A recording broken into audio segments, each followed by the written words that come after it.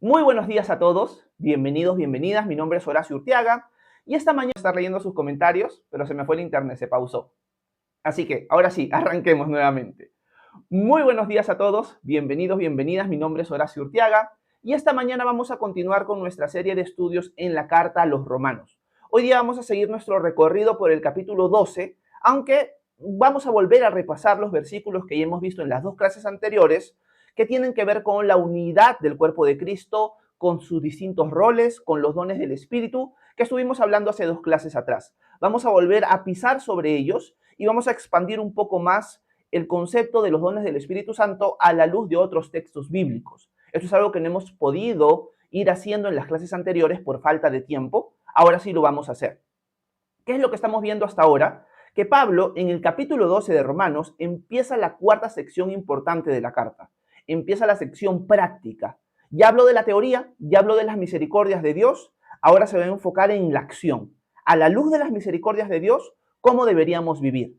Lo que hemos visto hasta ahora es que tenemos que ser sacrificios vivos y no dejar moldear nuestra mente por el mundo, sino transformarnos por medio de la renovación de nuestro entendimiento. Hemos visto hasta ahora de que Pablo dice, una de las formas en la cual ustedes pueden ver cuál es la buena voluntad de Dios agradable y perfecta es poniendo al servicio de otros los dones que el Señor les ha dado. No se crean más de lo que son, porque todo lo que ustedes tienen lo han recibido del Señor para que sirvan a los demás, ya que son uno. Eso es lo que hemos visto en general. Así que lo que vamos a hacer es pisar nuevamente sobre los pasos de los versículos 3 al 8 de Romanos 12 y ver algunas cosas que ya habíamos visto anteriormente y luego visitar otros pasajes que nos van a ayudar a ampliar más la idea acerca de los dones del Espíritu Santo. Dicho esto, vamos a entrar al capítulo 12 de Romanos, vamos a leerlo de corrido hasta el versículo 8 y luego profundizaremos. Versículo 1 dice lo siguiente: Así que, hermanos, yo les ruego por las misericordias de Dios que se presenten ustedes mismos como un sacrificio vivo, santo y agradable a Dios. Así es como se debe adorar a Dios. Y no adopten las costumbres de este mundo, sino transfórmense por medio de la renovación de su mente, para que comprueben cuál es la voluntad de Dios, lo que es bueno, agradable y perfecto. Versículo 3. Por la gracia que me es dada, digo a cada uno de ustedes que no tenga más alto concepto de sí que el que debe tener, sino que piense de sí con sensatez, según la medida de fe que Dios repartió a cada uno. Porque así como en un cuerpo hay muchos miembros, y no todos los miembros tienen la misma función, así también nosotros, aunque somos muchos, formamos un solo cuerpo en Cristo. Y cada miembro está unido a los demás. Ya que tenemos diferentes dones, según la gracia que nos ha sido dada, si tenemos el don de profecía, usémoslo conforme a la medida de la fe. Si tenemos el don de servicio, sirvamos. Si tenemos el don de enseñanza, enseñemos. Si tenemos el don de exhortación, exhortemos. Si debemos repartir, hagámoslo con generosidad. Si nos toca presidir, hagámoslo con solicitud. Si debemos brindar ayuda, hagámoslo con alegría. Nuestro amor debe ser sincero. Aborrezcamos lo malo y sigamos lo bueno. Bueno, el versículo 9 no lo debí leer, pero en el contexto también abarca eso. ¿Qué es lo que estamos viendo, lo que hemos visto hasta ahora? Pablo ya está atacando, por así decirlo, la práctica del servicio mutuo a través de los dones del Espíritu que cada uno de los discípulos debería tener. Una de las cosas que hemos ido hablando en clases anteriores es que los dones del Espíritu Santo son regalos de Dios para nosotros, son regalos sobrenaturales para el servicio de los demás.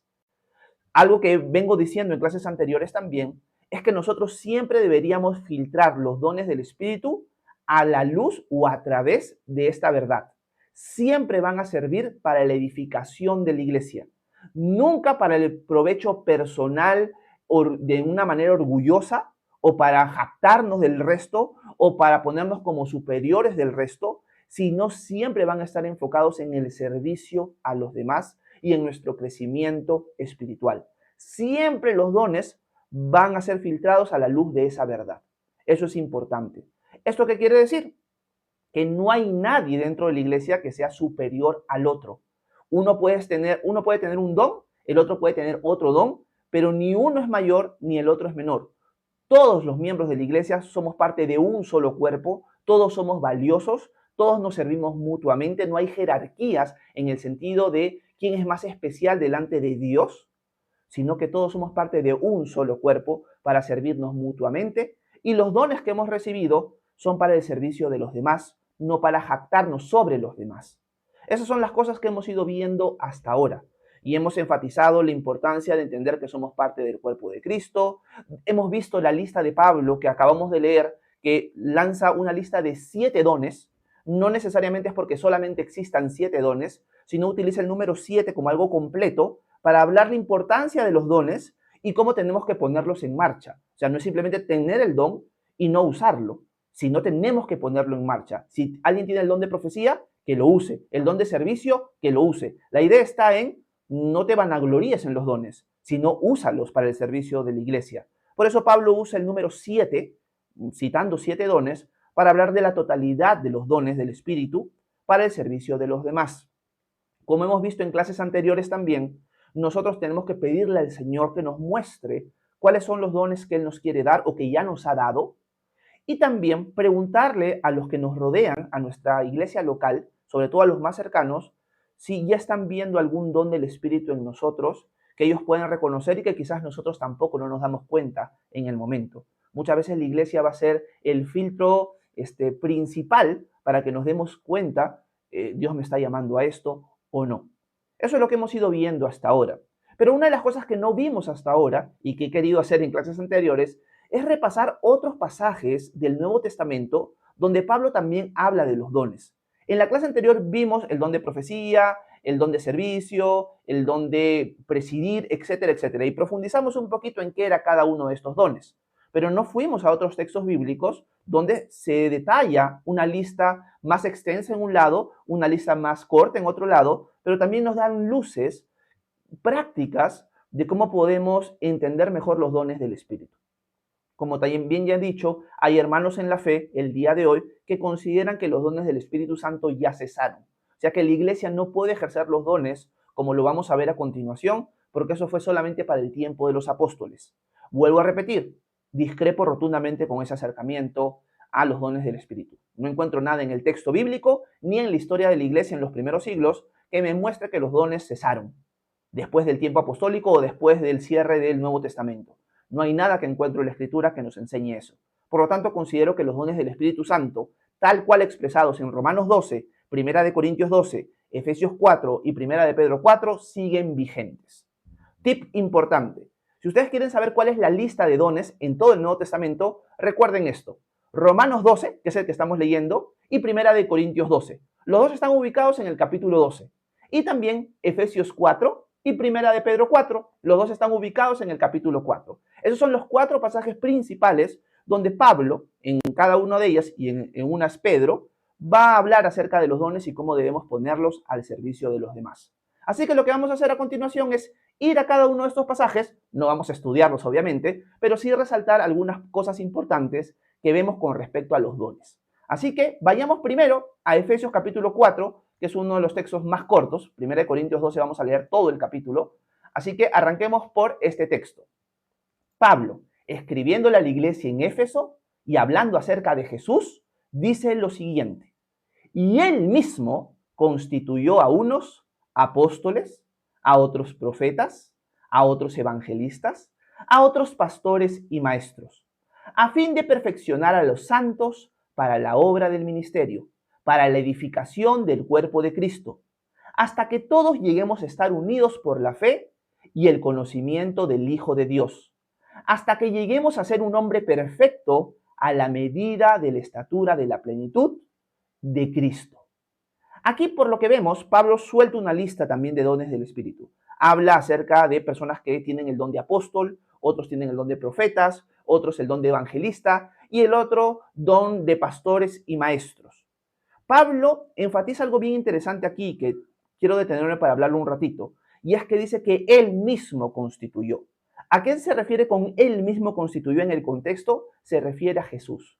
Por lo tanto, una verdad importantísima cuando estudiamos el tema de los dones del Espíritu es que es Jesús mismo el que constituye a cada uno de nosotros con los diversos dones que puede el Señor usar en nuestras vidas.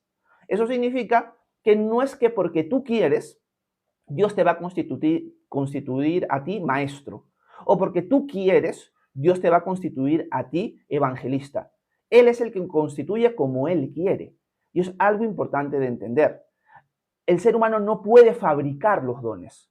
Alguien no puede ser fabricado como maestro, alguien no puede ser fabricado como evangelista en el sentido de el don que Dios te dio. Y es algo importante, porque a veces en nuestra cultura cristiana entendemos de que si alguien ha cursado un seminario bíblico o un instituto bíblico, etcétera, etcétera, ya es maestro porque acabó su carrera, vamos a ponerlo así. Así funciona el mundo, así no funciona la iglesia. La iglesia, cuando tiene maestros, cuando tiene apóstoles, cuando tiene evangelistas, profetas, pastores y maestros, los tiene por la obra del Señor, porque Él los constituyó, no tú ni yo. Es Él el que constituye a cada uno de nosotros para el servicio de los demás. Y eso es algo que quiero subrayar dentro de Efesios capítulo 4. Él es el que constituye. Me encanta porque si leyéramos Gálatas capítulo 1, sobre todo los primeros versículos de saludo de Pablo, veríamos que Pablo, porque sabía que su apostolado era atacado, él dice, yo soy Pablo, apóstol, no de los hombres, ni por medio de hombres, sino por Jesucristo y por Dios el Padre que lo resucitó de entre los muertos. O sea, Pablo dice, por si acaso, mi apostolado no es porque alguien me impuso las manos, no es porque el hombre me constituyó apóstol. El que me llamó a mí como apóstol fue el Señor. Por lo tanto, si alguien critica mi apostolado, yo no soy parte de los 12, etcétera, etcétera, la verdad es que me va y me viene, diría el apóstol Pablo, porque a mí el que me constituyó apóstol fue el Señor. Él me llamó a salir del sitio donde estaba y empezar a plantar iglesias. Y es más, ustedes, le diría a los corintios en ese caso, ustedes son el sello de mi apostolado. Si todo el mundo dice que yo no soy apóstol, bueno, no soy apóstol para ellos, pero para ustedes sí, porque ustedes son el sello de mi apostolado. ¿Quién plantó la iglesia aquí en Corinto? Fui yo, Dios me usó. Por lo tanto, ustedes son el sello de mi apostolado, y aunque el mundo entero diga que yo no soy apóstol, ustedes dan testimonio que sí lo soy, por lo menos para ustedes. Así que yo sirvo al Señor y no a los hombres. Y es algo muy importante de entender. El que constituye no es el hombre, es el Señor. Y es algo que aprendemos a la luz de Efesios capítulo 4, aunque hay más cosas que podríamos hablar aquí. Segundo pasaje que vamos a ver, aparte de Romanos capítulo 12, es Primera de Pedro capítulo 4. Este sí es un texto más pequeño, y mire lo que Pedro dice a la iglesia, sobre todo una iglesia que está dispersa y media perseguida, con respecto a los dones. Versículo 10. Ponga cada uno al servicio de los demás el don que haya recibido, y sea un buen administrador de la gracia de Dios en sus diferentes manifestaciones. Cuando hable alguno, haga ciñéndose a las palabras de Dios. Cuando alguno sirva, hágalo según el poder que Dios le haya dado, para que Dios sea glorificado en todo por medio de Jesucristo, de quien son la gloria y el poder por los siglos de los siglos. Amén. En este pasaje, lo que vemos o lo que podría resaltar yo inicialmente son dos cosas. Lo primero es que Pedro exhorta a los cristianos a poner al servicio de los demás los diversos dones que el Señor le ha dado a cada uno de sus hijos. Por lo tanto, nuevamente enfatizo lo siguiente, cuando hablamos el tema de los dones, cuando yo oro por dones, cuando yo sé cuáles son los dones que el Señor me ha dado, ¿qué es lo que tengo que entender? Están para el servicio de los demás, no para mi propio servicio, no para mi propio provecho, no para mi propio ego, no porque yo sea mejor, es para servir a otros. Pero también Pedro dice que todo esto tiene que hacerse para la gloria de Dios. No es para el aplauso propio, sino es para la gloria de Dios. Cuando yo sirvo a los demás con los dones y talentos que el Señor me ha dado, tengo que pedirle al Señor, Señor, ayúdame a glorificar tu nombre con lo que voy a hacer. Sea el don de servicio, sea el don de profecía, sea el don de maestro, sea el don que sea, la cuestión es siempre preguntarnos, ¿estoy glorificando a Cristo, estoy glorificando a Dios con lo que estoy haciendo, con mi servicio o no? Porque todo tiene que hacerse para la gloria de Dios. Así que este es un texto más corto, en el cual enfatizo dos cosas importantes con respecto a los dones. Lo primero es para ponerlo al servicio de los demás, y lo segundo es para la gloria de Dios, no para la gloria de uno. Por ejemplo, en mi caso, siempre tengo que preguntarme, cuando enseño la palabra de Dios, ¿estoy tratando o estoy pidiéndole al Señor que siempre los ojos de los que aprenden conmigo estén puestos en Jesús? ¿O estoy haciendo que pongan los ojos en mí? Siempre tengo que hacerme esa pregunta, porque a veces en cualquier servicio que nosotros hagamos para el Señor con los distintos dones, podemos empezar a hacer que la gente nos empiece a mirar a nosotros, porque nos empezamos a jactar, porque empezamos a decir que los dones en verdad son por nuestra habilidad, porque somos lo máximo, cuando no es así, y por lo tanto ya no es para la gloria de Dios nuestro servicio, sino para la gloria del hombre, y tenemos que tener cuidado con eso. Por lo tanto, preguntémonos en nuestro servicio al Señor, independientemente si tienes claro cuáles son los dones que tienes en este momento o no. En tu servicio, en general, en tu relación con otros, ¿estás glorificando a Dios? ¿Estás haciendo que las demás personas pongan los ojos en Él y no en ti? ¿Estás creyendo superior al resto por los dones que tienes o no? Cada uno de nosotros tiene que responder esa pregunta. Así que filtrémosla a la luz de lo que estamos estudiando esta mañana. Por último, el pasaje que quiero leer para terminar es todo un capítulo. Es el pasaje más amplio que hay de los dones, que en verdad abarca no solamente el capítulo 12 de Primera de Corintios que vamos a leer, sino también el 13 y el 14. Así que yo les dejaría como asignación, por así decirlo, como consejo, que también lean Primera de Corintios 13 y 14 para que tengan un panorama más amplio de cómo los dones se deberían desarrollar en la iglesia y cuál es el enfoque principal dentro de todo ese contexto que es el amor en el capítulo 13. Así que vamos a leer el Primera de Corintios 12 de corrido. Voy a hacer algunas pausas pequeñas para enfatizar algunas cosas y luego ir terminando, ¿ok? Porque es todo un capítulo. Así que déjenme ponerlo en pantalla y arrancamos leyéndolo. Capítulo 12 de Primera de Corintios, versículo 1. Pablo les dice lo siguiente. Hermanos, no quiero que ignoren lo relacionado con los dones espirituales. Ustedes saben que, cuando eran creyentes, eran arrastrados hacia los ídolos mudos. Por tanto, quiero que sepan que nadie que hable por el Espíritu de Dios puede maldecir a Jesús, y que nadie puede llamar Señor a Jesús si no es por el Espíritu Santo. Ahora bien, hay diversidad de dones, pero el Espíritu es el mismo. Hay diversidad de ministerios, pero el Señor es el mismo. Hay diversidad de actividades, pero Dios, que hace todo en todos, es el mismo. Pero la manifestación del Espíritu les da a cada uno para provecho. A uno el Espíritu le da palabra de sabiduría, a otro el mismo Espíritu le da palabra de ciencia, a otro el mismo Espíritu le da fe, a otro dones de sanidades, a otros más el don de hacer milagros, a otro el don de profecía, a otro el don de discernir los espíritus, a otro el don de diversos géneros de lenguas y a otro el don de interpretar lenguas. Pero todo esto lo hace uno y el mismo Espíritu, que reparte a cada uno en particular según su voluntad. Aquí hago una pausa para enfatizar algunos puntos que me vienen a la mente mientras leo este texto. Lo primero es que Pablo enfatiza la importancia de no ignorar el tema de los dones del Espíritu. No es un tema casual, no es un tema que deberías aprender o no deberías aprender, da igual. No, Pablo dice, yo no quiero que ignoren acerca de los dones del Espíritu, son necesarios. Yo quiero que ustedes sepan el tema.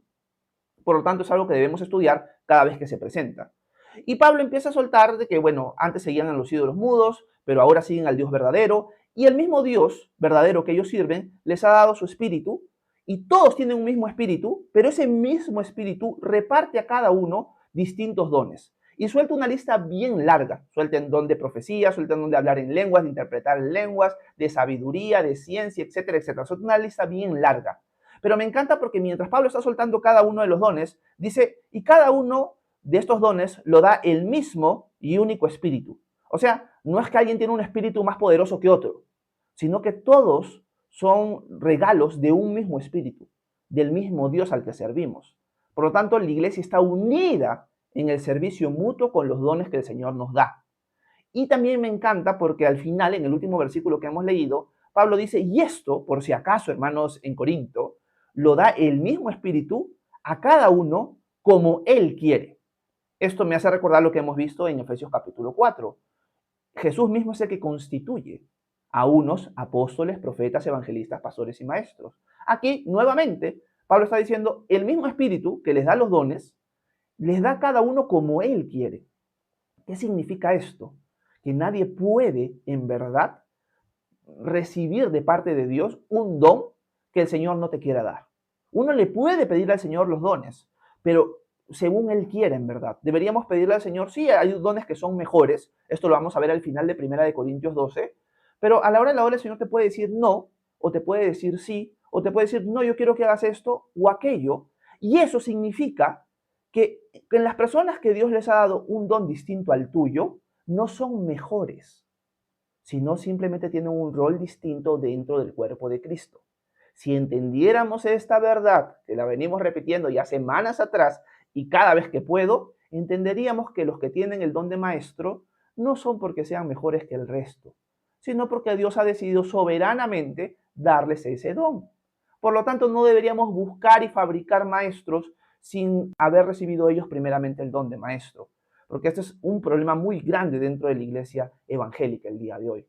Y eso también que significa que si yo no tengo el don de maestro, yo no soy menos que nadie, soy igual de valioso para Dios. Es más, Él me quiere usar en una área que puede ser invisible para la iglesia, pero es igual de valiosa para Él.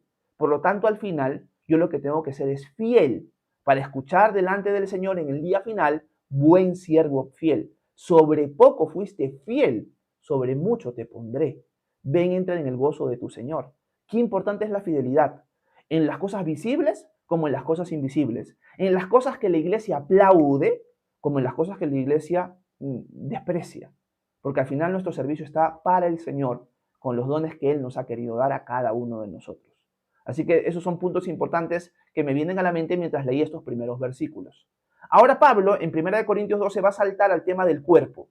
Y también, si se dan cuenta, mientras vayamos leyendo, se van a fijar en que Pablo nunca pone un miembro por encima de otro, y es más, se van a dar cuenta de algo importante, que Pablo pone a los miembros más invisibles dentro del cuerpo como si fueran los más importantes, por así decirlo.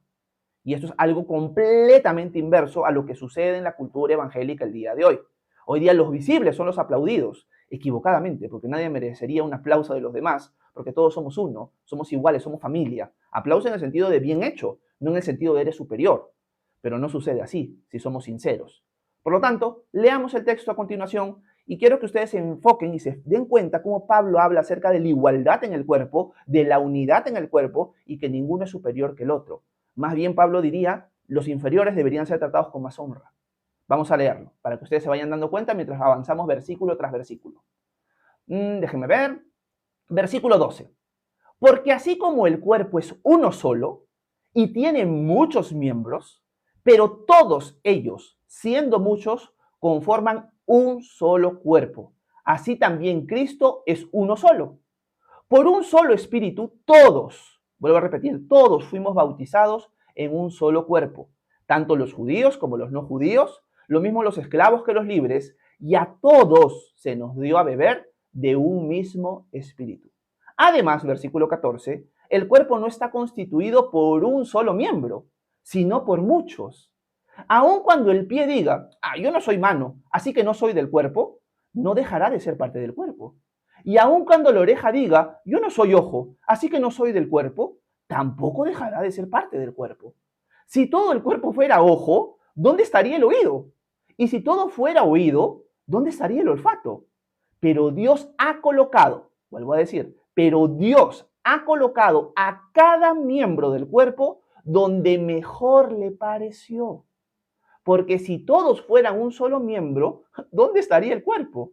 Lo cierto es que son muchos los miembros, pero el cuerpo es uno solo.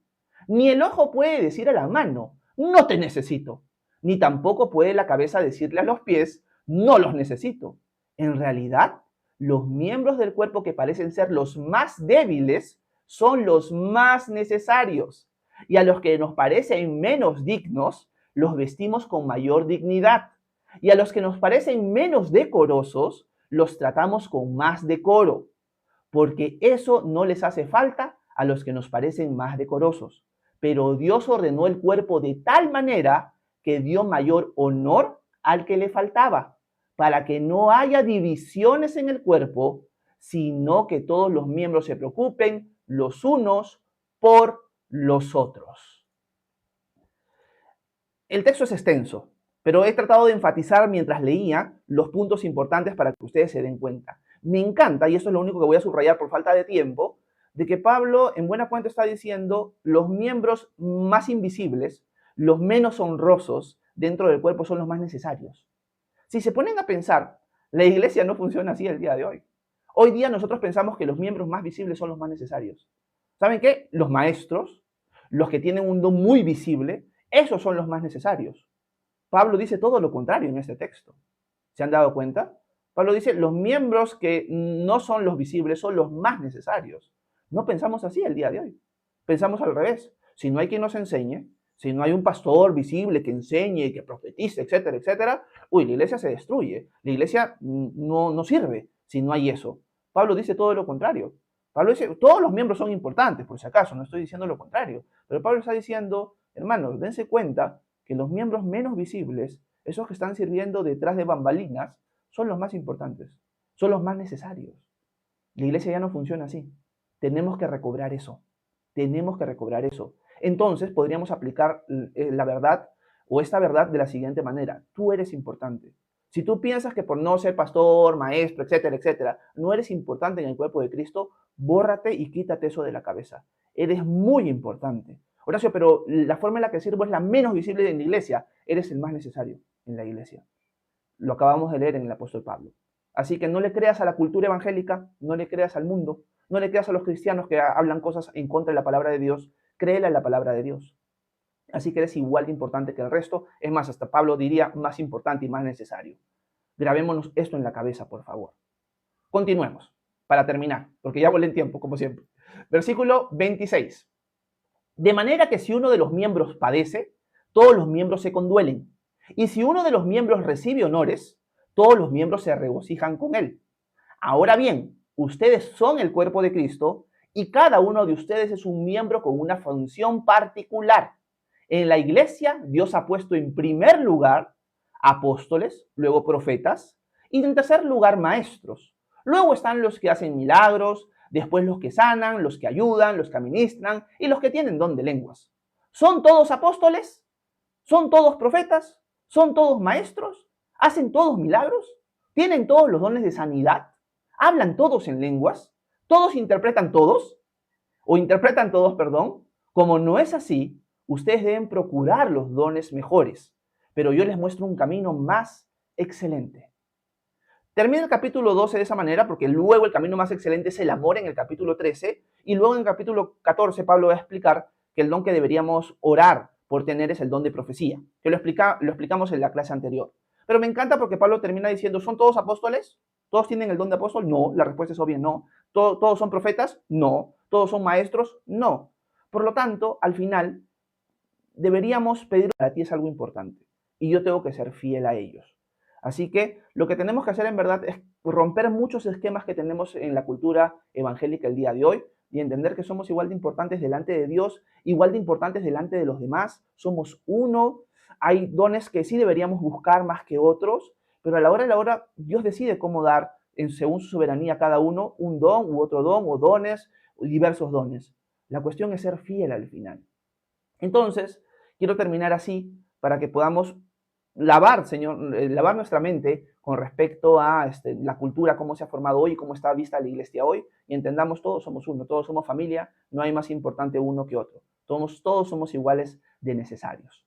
Dicho esto, muchas gracias por haberme prestado atención en este espacio de tiempo, espero que se haya podido entender, y si tienen alguna pregunta, alguna duda, algún comentario, por favor, háganmelo saber, que con gusto voy a intentar responder sus preguntas a continuación. Muchas gracias por su atención. Que Dios los bendiga a cada uno de ustedes. Bueno, muchísimas gracias por haberme prestado atención en este espacio de tiempo. Espero que se haya podido entender. Casi nos hemos lanzado media hora de devocional. Discúlpenme por extenderme siempre, pero quería abarcar estos capítulos que no los pude hacer en las clases anteriores por falta de tiempo, para que ustedes vean el panorama completo del tema de los dones y sobre todo entiendan, todos somos necesarios. Yo creo que ese es el enfoque principal. Todos somos necesarios. Así que ahora vamos a pasar un tiempo de preguntas y respuestas. Si tienen dudas sobre Dios, el cristianismo, la Biblia, de lo que hemos leído quizás o de otros temas, por favor háganmelo saber que voy a intentar responder sus preguntas a continuación. Una de las formas en la cual me pueden apoyar o pueden apoyar este canal para que tenga más alcance es dándole tap a la pantalla varias veces, porque así permiten que el algoritmo de TikTok alcance más personas. También pueden compartir el devocional o el live en sus mismas plataformas de TikTok. Y también TikTok ha abierto la posibilidad a través de los corazoncitos Quiéreme para que el canal tenga más alcance. Si me pueden apoyar así, se los agradecería un montón, aunque ninguna de estas formas es obligatoria. Dicho esto, vamos a subir y vamos a leer sus comentarios, ¿ok? Denme un chance nada más para subir y buscar en qué comentario me quedé al inicio y continuar desde ahí para no saltarme ninguno. Y me quedé en el comentario de Mari Puentes, y había saludado a Techi, no había saludado a Paola. Dice, hola, soy nueva seguidora desde Chile. Un abrazo hasta Chile, Paola, bienvenida. Y también quiero darle las gracias a Diana Marcela, a Mónica y a todas las demás personas que me han ido apoyando en el transcurso del live con sus regalitos. Muchas gracias por su apoyo a mi familia y a mi persona. Gracias por su apoyo. Por acá aparece Tony Mondra, dice, soy mujer y tengo 64 años. Me da mucho gusto siempre escucharte, te amo en el Señor, Dios te bendiga. Muchas gracias, no sé si tu nombre es Tony o no, pero gracias hermana por estar con nosotros. Qué bonito tener una hermana de 64 años por aquí. Dios te bendiga mucho y qué bueno que los live estén siendo de edificación para ti. Gracias por tu amor en Cristo. Déjenme ver. Paola Rivera, ¿cómo estás? Buenos días, Paola, bienvenida. Magdalena González, ¿cómo estás? Dios te bendiga también. Hasta Estados Unidos, un abrazo. Por acá aparece el Meo, dice, no te cansas de mentir, dice el Meo. Bueno, el Meo, pero el Meo lo bacán es que el Meo entra de todas maneras, ¿no? Me viene a insultar, pero siempre entra. Bienvenido, Meo. Eres cordialmente invitado a siempre estar con nosotros por aquí. Aunque en verdad es el Meño. Quiero saludar a Leti hasta Lima. ¿Cómo estás, Leti? Buenos días. Bienvenida. Dice, el Meño dice, nada más quienes reciben el diezmo y quienes no. Dice el Meño. Bueno, Meño, te animo, Meño, a ver mis reels que tengo en este canal y en mi canal alternativo con respecto al diezmo. Te vas a quedar con la boca abierta, porque considero que el diezmo ya no es vigente el día de hoy. Así que quizás tienes un concepto equivocado de mi persona o de muchos cristianos, porque lamentablemente hay un mal testimonio dentro de la Iglesia de Cristo el día de hoy con respecto a ese tema específicamente hablando. Así que te animo a revisar todos los videos que tengo con respecto al diezmo y te vas a quedar con la boca abierta. No creo que el diezmo esté vigente el día de hoy, así que no vivo de las personas. Gracias, el Meño. Marianela, ¿cómo estás? Buenos días, bienvenida, un abrazo hasta Lima. Harold dice, buen día, Pastor Horacio, y con todos los hermanos presentes. Un abrazo, Harold, hasta Lima también, bienvenido. Por acá aparece AFZ, dice, un abrazo, mi estimado Horacio, gracias. Ah, Alejandro, ¿cómo estás? Un abrazo, Jano, un abrazote, abrazos hasta Lima. Yanina, ¿cómo estás? Buenos días, un abrazo hasta Lima, bienvenida. Mi talercito dice, consulta, ¿qué se puede hacer cuando en una congregación la mayoría no se compromete con el servicio? Gracias, mi talercito. Es una buena pregunta. Vuelvo a repetirla de todas maneras. Consulta. ¿Qué se puede hacer cuando en una congregación la mayoría no se compromete con el servicio? Yo creo que la mejor respuesta que uno podría dar es el ejemplo. O sea, mucha gente quiere que otros sirvan, pero esas mismas personas no quieren servir. Una de las cosas que es importante entender en el liderazgo es que si tú no das el ejemplo, no vas a mover a las personas, o el Señor no va a usar tu ejemplo para mover a las personas para que sirvan. Porque si lo que acabamos de leer en 1 de Corintios 12, 1 de Pedro 4, Efesios 4 y Romanos 12 es verdad, significa que el que hace ese movimiento del no servicio a servicio es el Señor. Y muchas veces va a venir acompañado del ejemplo de otros hermanos en la fe que sí sirven, porque han sido llamados por Dios y han dado el paso de obediencia. Por lo tanto, mi concepto, mi talercito, y sé que hay hermanos, sobre todo pastores en la fe, que discrepan conmigo rotundamente en este tema, el concepto que yo tengo es, si hay personas que no sirven en la iglesia, que no se comprometen en la iglesia, yo les voy a dar ejemplo, pero yo no les voy a obligar a servir. Porque quizás si les obligo a servir o empiezo a utilizar ciertas manipulaciones para que ellos empiecen a hacerlo, les empiezo a decir el que no sirve en la vida diaria y les pongo clichés así en su día a día, quizás van a decir, bueno, tengo que servir. Pero no lo están haciendo porque realmente amen hacerlo, porque quieran hacerlo, sino porque la iglesia los está impulsando en un sentido de obligación a hacerlo de esa manera. Y vas a encontrar un servicio mediocre, un servicio sin pasión, un servicio sin amor, un servicio por cumplir, no realmente movido por Dios. La verdad es que yo no podría sostener enseñar la Biblia todos los días si sirviera así. O sea, yo ya estaría muerto, cansado, no quisiera hacerlo. Estaría renegando del servicio que hago para Dios. ¿Pero por qué lo hago con gusto? Porque no es algo que nazca de mí. Es algo que nace en Dios y que Él me impulsa a mí. Por lo tanto, para mí es un placer poder hablar la palabra de Dios. Si me lo estuvieran obligando a hacer, lo más probable es que no sería un placer para mí, sería un fastidio, estaría renegando, tengo que hacerlo. Pero cuando Dios te capacita, te da el poder, te impulsa a hacerlo, es muy distinto. Entonces yo prefiero tener una iglesia o pastorear una iglesia que tiene muy poca gente sirviendo, pero que está mostrando su verdadera cara, a tener una iglesia que sirve y que cuando alguien venga vea a todos sirviendo, pero es solamente una máscara, porque todos están movidos por obligación a hacerlo. Así que yo prefiero esperar y orar y dar el ejemplo. Si nadie viene a ordenar las sillas en la iglesia, nadie lo quiere hacer, nadie se mueve por el Señor a hacerlo voluntariamente, yo lo voy a hacer. Así sucesivamente. Por lo tanto, el liderazgo también implica ir por delante, dando el ejemplo. Ese es un verdadero liderazgo. El liderazgo no es el que manda, sino el que da el ejemplo y va por delante. Así que ese es el concepto que yo tengo en mi talercito. Prefiero una iglesia que sirva poco y yo hacer más, si es que hay necesidad, o no hacer cosas porque nadie quiere hacerlas, que mover a la gente a hacerlo por obligación. Sí tenemos que, obviamente, mostrar las necesidades, pedir ayuda, pero no podemos obligar a las personas a hacerlo. Gracias, mi talercito. Leo, ¿cómo estás? Bendiciones, un abrazote, bienvenido. Ana María, ¿cómo estás? Buenos días, hasta Cali, Colombia. Gracias por estar con nosotros por aquí.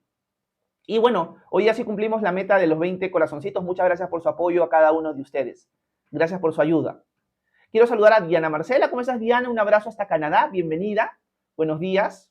Por acá está Maite. ¿Cómo estás, Maite? Bienvenida. Gracias por estar con nosotros por aquí. Por acá las personas ponen amén, amén, amén. Quiero saludar a Piero. Buenos días, Piero, hasta Lima. Fabián Torres dice, ¿cómo sabemos el llamado a enseñar? Bueno, generalmente cuando me preguntan esto, me pongo a mí como ejemplo.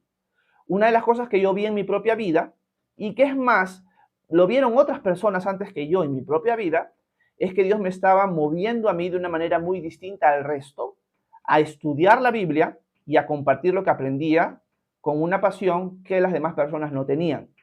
Y esa es una marca del llamado, es una marca del don que Dios te da, porque no es por ti, es algo sobrenatural que pasa en tu vida que no lo tienen otros. Otros pueden tener otros dones sobrenaturales también, que no los tienes tú.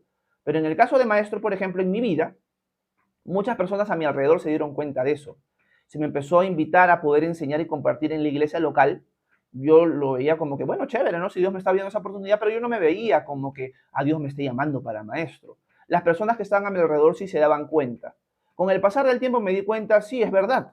No todo el mundo quiere hablar de la Biblia mañana, tarde y noche. Yo sí. Entonces a veces caí espeso por ese tema. Entonces me fui dando cuenta y otros se fueron dando cuenta antes que yo de que Dios me había dado una pasión para estudiar y para enseñar. No todos tienen eso. Eso no significa que sea mejor que el resto. Simplemente que Dios me ha llamado a eso. Y ya está. Es un llamado que tiene una responsabilidad quizás más grande que otras, pero al final lo que el Señor nos llama es a ser fieles, ¿no? Así que eso es lo que yo te diría, Fabián. ¿Cómo sabe alguien que tiene el llamado a enseñar? Porque quiere aprender un montón y porque quiere enseñar lo aprendido un montón. Es un deseo de que otros conozcan las verdades que tú estás descubriendo. Que tú quieres descubrir más verdades de la palabra de Dios. Tienes una pasión por eso. Y no solamente eso, sino que también quieres conversar del tema con otros constantemente y explicarles las verdades que tú estás aprendiendo. Esa es una característica clara de un maestro. Para mí, alguien que en su día a día no quiere estudiar nada, no es alguien que está siendo llamado por Dios a ser maestro. Hay gente que conozco que han sido puestos como pastores o como maestros que realmente no tienen un deseo fuerte por estudiar la palabra de Dios. No lo quieren, no quieren hacerlo. O sea, es como que ya, yo estoy contento con lo que ya sé. Me parece que iría en contra del llamado en sí mismo, ¿no? Comportarse así. Así que eso es mi opinión, Fabián. Gracias por tu pregunta. Algo que capaz podría agregar adicional es de que las personas entienden lo que tú estás enseñando y adicional a eso las personas quieren aprender de ti también. O sea, también Dios mueve a las personas a querer ser instruidas por ti. Y eso es algo que Dios hace, no algo que tú puedes manipular. Gracias, Fabián. Quiero saludar a Henry Fisher. Un abrazo hasta Lima, Henry, bienvenido. Ismael dice, pastor, a la luz de la Biblia, ¿cuál es su postura? ¿Podemos ver al Padre, Hijo y Espíritu Santo en esencia? Bueno, por lo que vemos en Éxodo, Ismael, cuando Dios quiere manifestar su gloria a Moisés, o bueno, al revés, cuando Moisés le pide a Dios manifestar su gloria, Dios le dice que no la va a poder ver porque morirá. Por lo tanto, no podríamos ver en esta condición, por lo menos el día de hoy, a Dios en toda su esencia. Moriríamos, seríamos destruidos. Ahora, con cuerpos glorificados en el futuro, sí vamos a poder ver al Padre, por ejemplo. ¿Cómo lo sabemos? Por los capítulos finales de Apocalipsis. Cuando descienda la Nueva Jerusalén, el que va a habitar o los que van a habitar la Nueva Jerusalén va a ser la Trinidad, va a ser nuestro único Dios verdadero. El Padre, el Hijo y el Espíritu Santo van a estar en la Nueva Jerusalén. Por lo tanto, vamos a poder ver cara a cara al Padre, pero vamos a tener una nueva naturaleza, un cuerpo en gloria, que es muy distinto al que tenemos hoy. Por lo tanto, hoy día, en la condición en la que estamos, no podríamos ver a Dios en toda su esencia, simplemente moriríamos. Gracias, Ismael. Ismael puso en el cielo. Yo considero que en el cielo sí. Yo considero que en el cielo sí porque no estamos en este cuerpo de carne hasta que resucitemos. Estamos en ese estado intermedio. ¿Ok? Yo creo que un pasaje que nos puede ayudar a ver eso sería Apocalipsis capítulo 6. En Apocalipsis capítulo 6, en uno de los sellos, se ve a un grupo de mártires del tiempo del día del Señor, el tiempo de la ira de Dios, que claman a Dios. O sea, aparentemente lo están viendo. Están conscientes, no están dormidos, estas personas que han muerto, y le dicen, Señor, ¿hasta cuándo no juzgarás a los habitantes de la tierra por nuestras muertes? O sea, nuestra sangre ha sido derramada por ellos, ¿hasta cuándo no los vas a juzgar? Y Dios les responde. Por lo tanto, en ese estado intermedio, todavía no están resucitados, pero están en la presencia de Dios, pueden verlo. Ahí consideraría que sí, a la luz de ese pasaje en Apocalipsis capítulo 6. Déjenme ver. Dom Peñón, si no me equivoco, o Periñón, dice, ya los dones cesaron, dice Dom. Sí, considero, Dom, que hay hermanos de la fe que consideran eso. Hay un gran grupo de hermanos que van a considerar que los dones ya cesaron, no están vigentes para hoy. Discrepo con ellos. Si tú eres uno de ellos, discrepo contigo en esa área. No considero que haya textos bíblicos bases para enseñar algo así. Yo creo que más que todo el tema de que los dones han cesado es una respuesta a, lamentablemente, el daño que ha causado muchas iglesias pentecostales con respecto a los dones. Fingen dones, hacen una jerarquía de los dones, balbucean, se tiran al piso, tiemblan, etcétera, etcétera. Y un gran sector de la iglesia ha dicho, esto no puede ser el Espíritu Santo. Y en efecto no lo es. Pero como reacción a eso, se han ido en otra dirección. O sea, ya no es que simplemente están mal, sino esto ya cesó. Si estos son los dones ya cesaron. Entonces se han ido hacia el otro extremo. Discrepo con eso. Prefiero dar una enseñanza a la luz de 1 Corintios, Efesios, etcétera, etcétera, centrada en cómo realmente son los dones y cómo realmente se deberían manejar en la iglesia, que simplemente cerrar la puerta y decir no. Mejor quitamos todo esto porque la iglesia pentecostal está fallando en esta área. No, puedes decir, está fallando, pero los dones siguen vigentes. Así que pienso más que todo el tema del cesacionismo, que es el tema de que los dones han cesado, surgen en respuesta a las atrocidades que ha cometido la iglesia pentecostal, sobre todo con respecto al tema de los dones. Pienso más que todo que va por ahí. Gracias, Dom. Maite dice, gloria a Dios, déjenme ver. Maite dice, este tema muchas iglesias no las hablan, descartando la obra del Espíritu Santo, es un tema muy importante y edificante. Gracias, Maite, Dios te bendiga. Por acá ponen, es cierto, así es. Arnoldo dice, buen día, hermano, Dios los bendiga a todos, el que oye la palabra de Dios. Un abrazo, Arnoldo, hasta Guatemala, si no me equivoco. Déjenme ver, quiero saludar a Chris. Un abrazote. Déjenme ver. Luch dice, ok. Amén, amén. García Anthony, ¿cómo estás, hermano? Un abrazo hasta Nicaragua, si no me equivoco. Dice, ¿cuál sería la explicación de que los hacemos menos, por decirlo así, somos los más importantes? ¿Cuál sería la explicación? Sería el orgullo, Anthony. Sería el orgullo.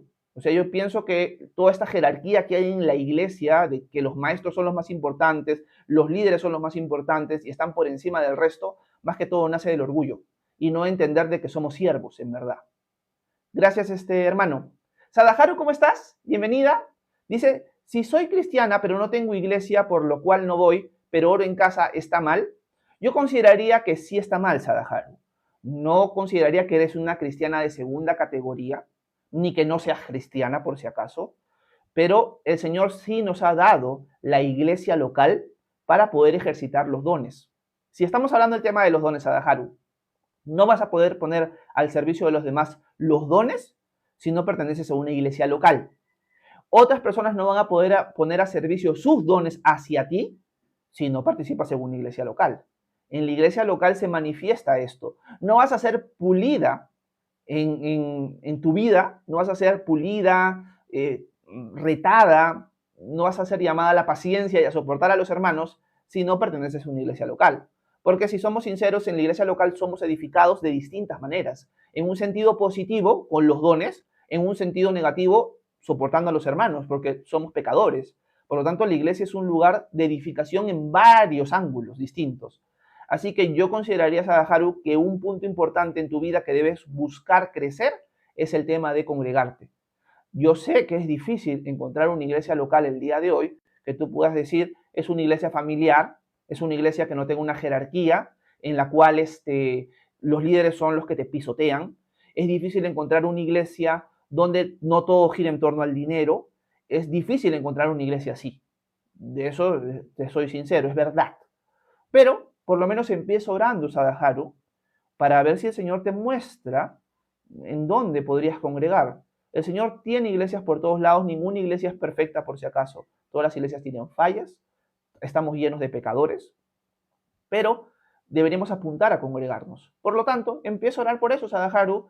Busca iglesias, visítalas, no te estoy diciendo anda una y quédate ahí, visítalas y ora por eso, hasta que el Señor tú veas que te va abriendo las puertas y te va diciendo, este es el lugar donde quiero que tú formes una comunidad, que sea servida por la gente de acá, que tú los sirvas a ellos, que establezcas amistades cristianas, etcétera, etcétera.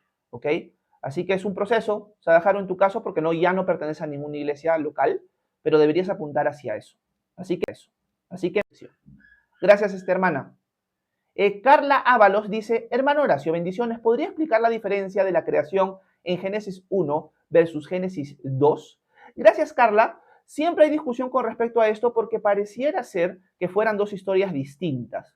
Génesis 1 se nos muestra a Dios ordenando la creación en los primeros 6 días.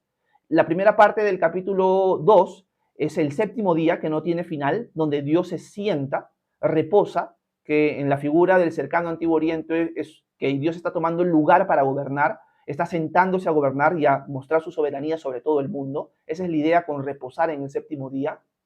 Y luego se nos describe específicamente la creación de Adán y Eva. Hay dos posturas importantes que he leído al respecto. Una de ellas es que el capítulo 2 es una recapitulación del capítulo 1, pero en un sentido profundo. Cuando Dios creó al hombre a su imagen y semejanza, en el capítulo 2 lo que se hace es hacerle zoom a esa verdad y contar cuándo creó a Adán y a Eva. Y ahora centrarnos en estos dos personajes por la caída que va a suceder en Génesis capítulo 3, etcétera, etcétera.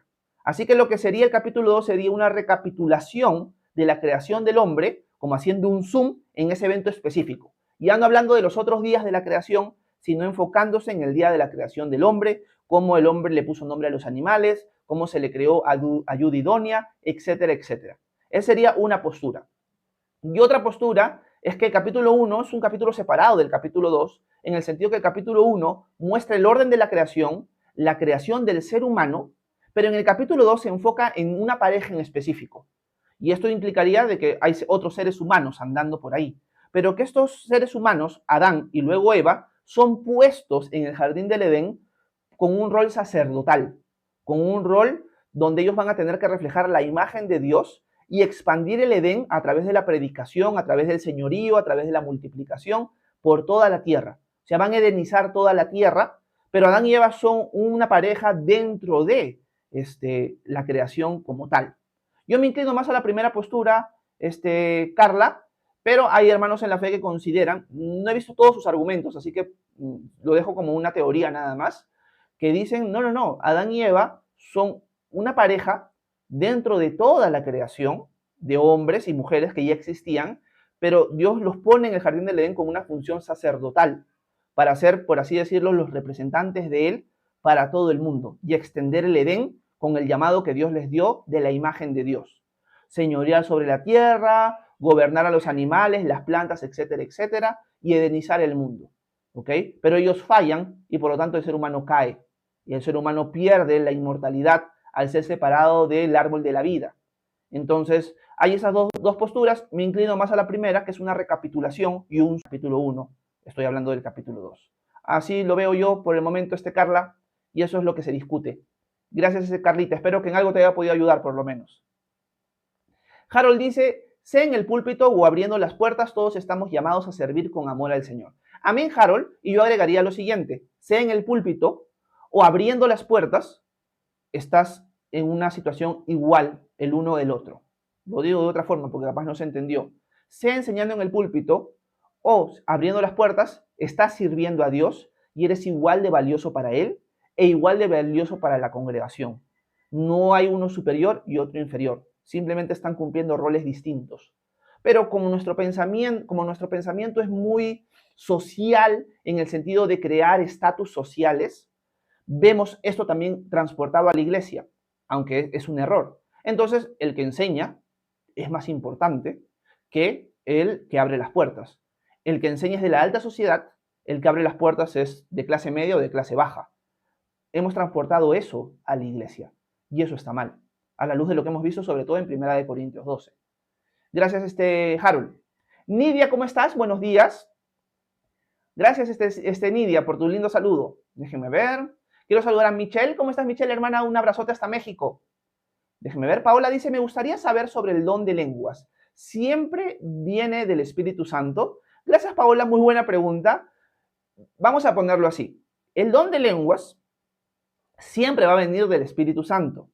Ahora, hay gente que dice tener el don de lenguas y hace cualquier otra cosa, menos realmente ser guiado por el Señor, por el Espíritu en ese momento.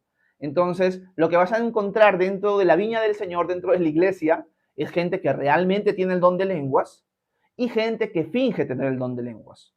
¿Dónde ocurre más ese fingimiento del don de lenguas? En las iglesias donde se enfatiza equivocadamente que alguien que tiene el don de lenguas es más espiritual que otro.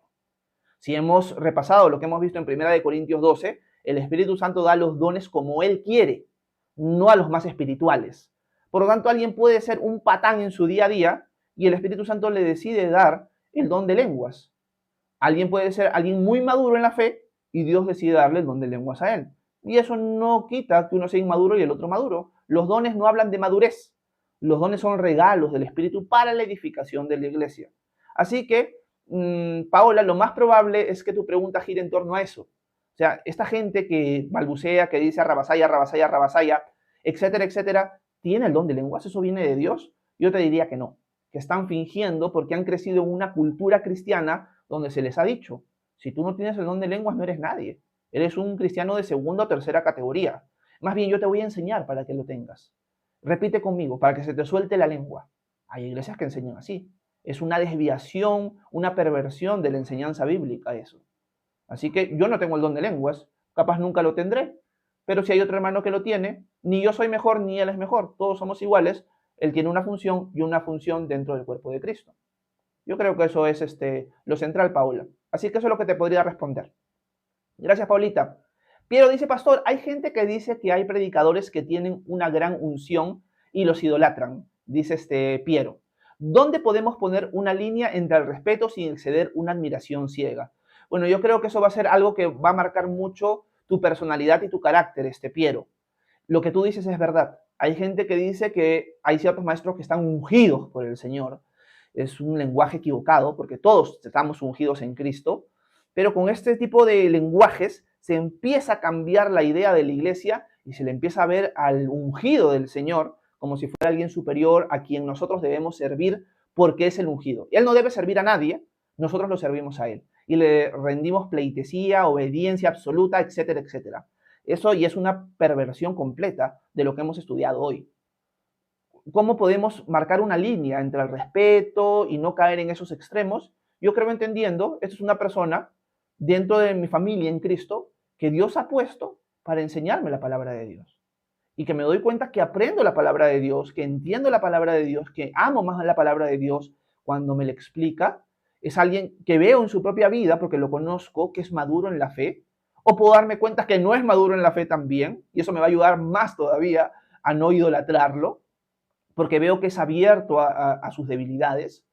Y también tengo que entender de que es alguien que está como primero entre iguales dentro de la iglesia. Sí tiene un rol de autoridad, sobre todo si estamos hablando de los pastores.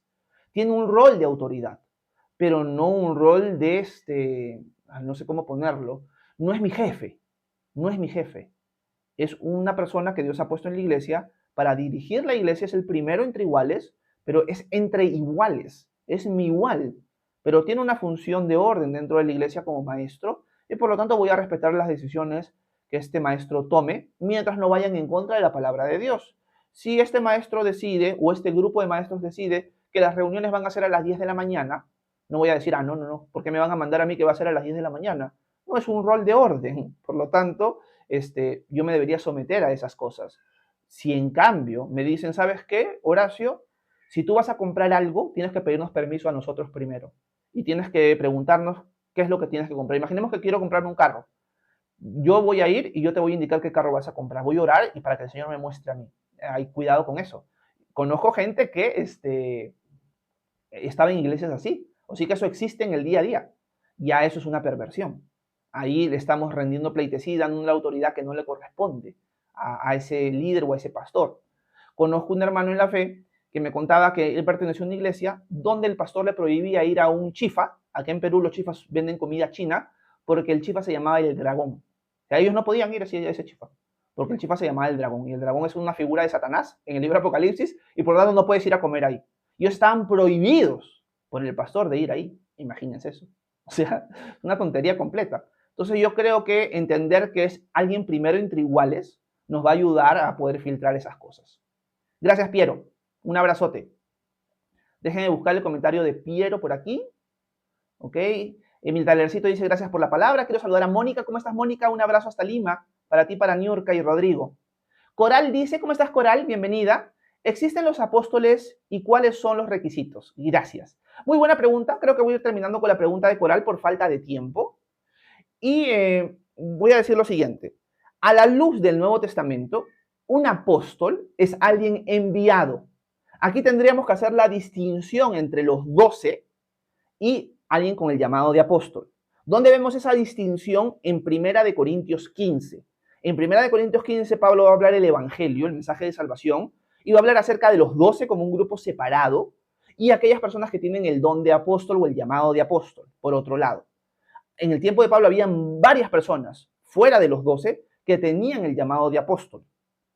¿Quiénes son estas personas y cuáles? Ya regresó el internet, se me fue el internet. Ok, vuelvo a decirlo. Hoy en día hay personas que no usan la palabra apóstol. Considero que es mejor no usarla porque hay un grupo cristiano que ha puesto a los apóstoles y los llama así como personas que son parte de los 12, en verdad, en la iglesia. Son personas que tienen una doctrina que hasta te tiran un saco en la cabeza y te caes al piso y cosas similares, ¿no? Son el apóstol. No. Cuando hablamos de apóstoles dentro de los dones del Espíritu, hoy día lo podríamos traducir como un plantador de iglesias o como un misionero.